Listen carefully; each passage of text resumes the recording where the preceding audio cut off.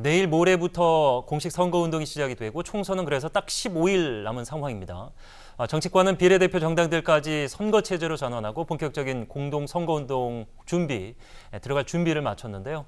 민주당과 통합당, 총선 없는 전쟁이 이제 곧 시작이 됩니다. 원내 일당을 누가 차지할 것인지, 그리고 더 나아가서 과반 의석의 꿈을 이룰 수 있을 것인지, 국민들은 현재 어떤 생각을 갖고 있는지 오늘 좀 짚어보도록 하겠습니다.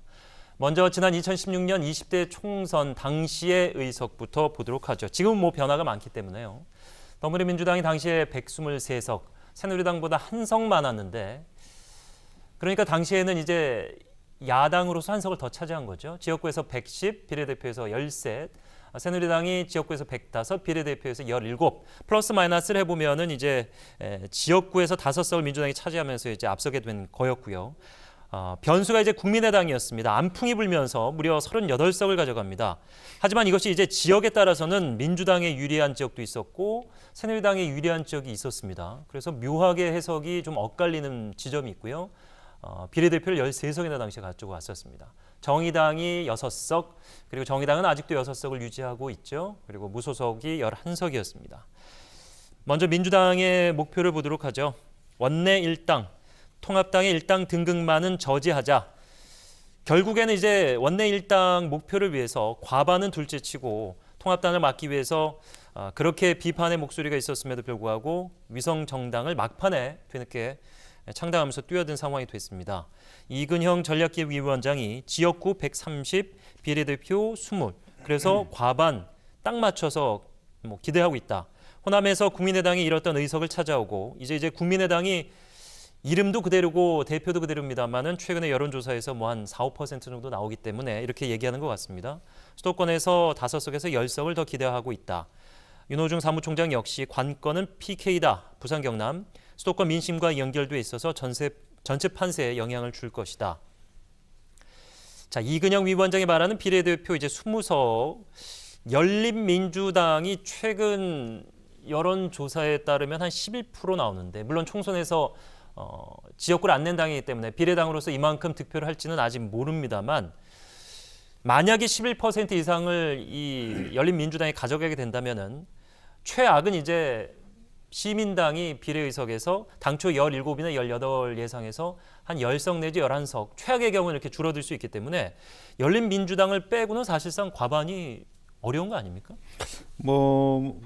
솔직하게 얘기하면 예. 그런 부분들을 볼 수 있겠죠. 예. 과반을 자체적으로 열린민주당을 빼고 열린민주당이 실제로 계산해 보면 준연동형으로 계산해 보면 한 8석 정도 가까이 됩니다. 네. 이제 그래서 말하자면 실제적으로 한 140석에서 145석 사이에 득표를 최대로 한다라면 이제 될 것이고 그러한 내용들은 이제 기본적으로 과거에 국민의당이 가져왔던 많은 의석, 지역구 의석과 비례 의석들을 거의 이번에는 상당수의 호남 의석 전체를 민주당이 가져올 수 있다. 한두 군데를 제외하고는 예.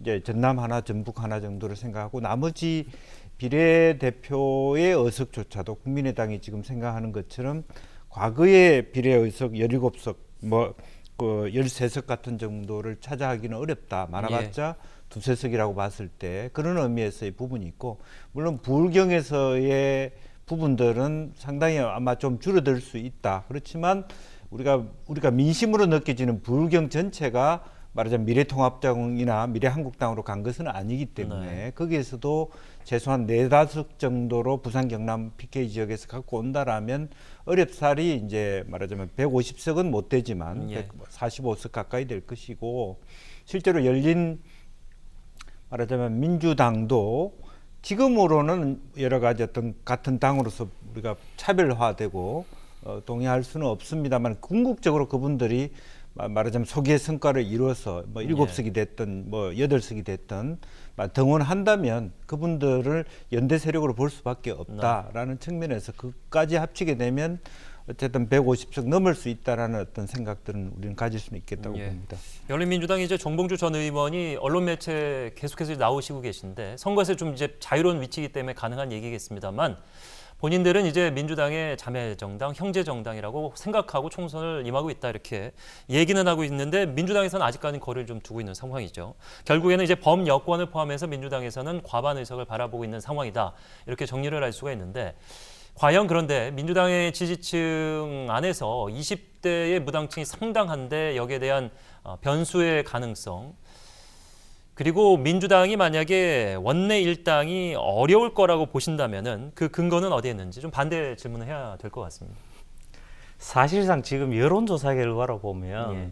원내 제1당이 유력하다고 봐야 됩니다. 예. 그런데 지난 그 네 번의 총선, 16대 지난 20대 2016년 총선까지 포함해서 네 번 다 그 틀렸거든요.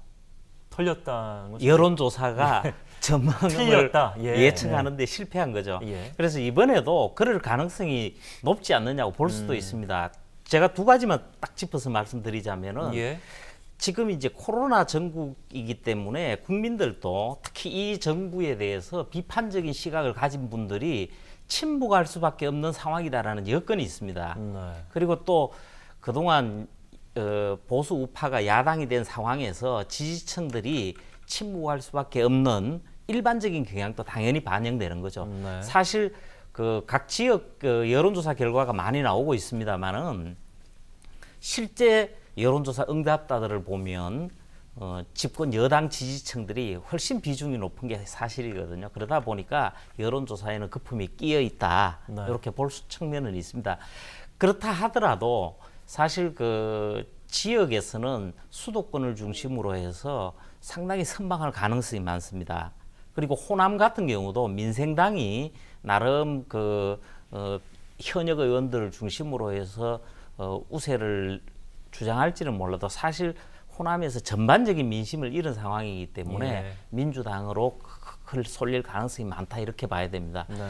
그렇게 되면 이제 남는 게 충청권하고 비례대표인데 충청권도 지금 충북 지역 같은 경우에도 상당히 세를 넓혀가는 것 같아요. 지금 요 경우는 여론조사에 대해 근거해서 일반적으로 말씀드리는 겁니다. 민주당이 세를 넓혀가고 있는 추세다. 예, 약간 그 생각지도 못했던 곳에서도 네. 우세를 나타내기도 하니까요.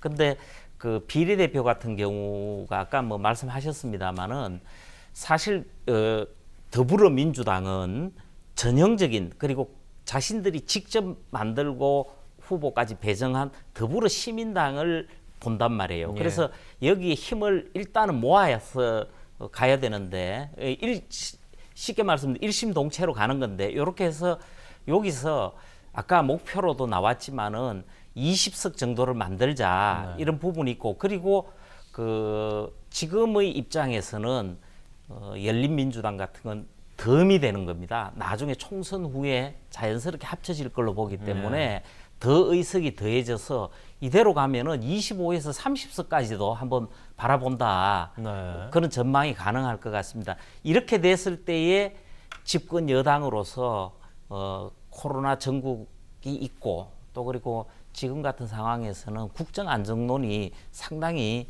힘을 얻습니다. 그런 상황에서 그 과반수에 도전한다는 정도의 측면이 충분히 네. 가능합니다. 예.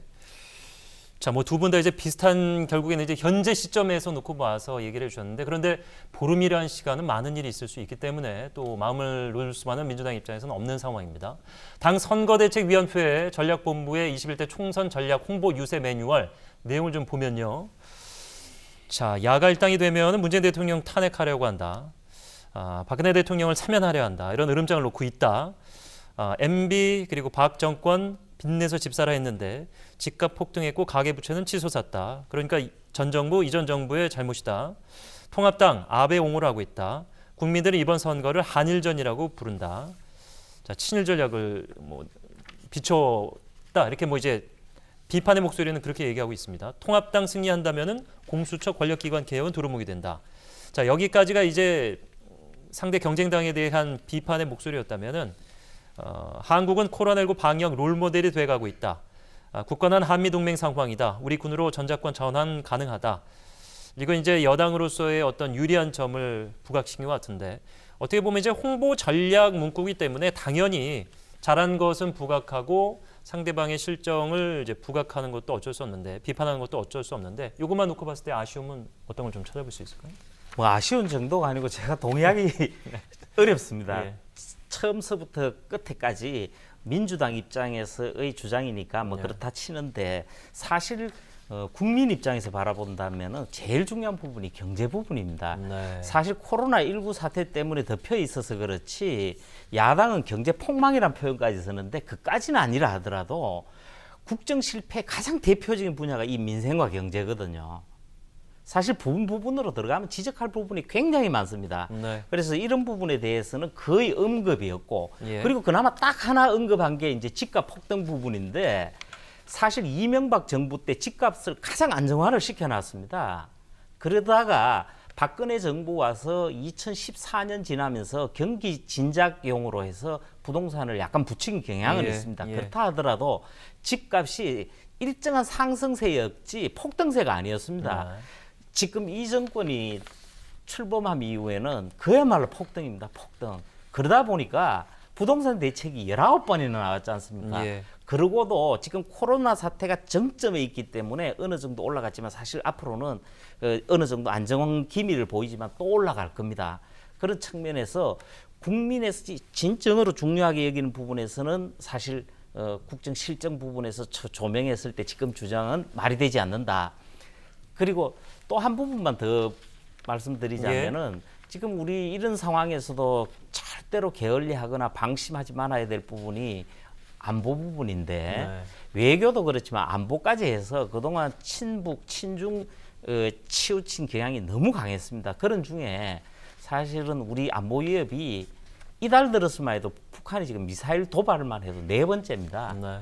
그래서 그 어느 때보다도 안보 위협이 높아져 있고 예. 그리고 우리 중국한테 코로나 사태만 해도 우리가 선의의 자세를 보였으면서도 좀 표현이 어떨지 모르겠습니다. 뒤통수를 맞는 형태의 이런 방향을 보였단 말입니다. 예. 그리고 이런 상황 하나하나 부분에 대해서 얼마든지 정반대의 논리가 있는 상황입니다. 예.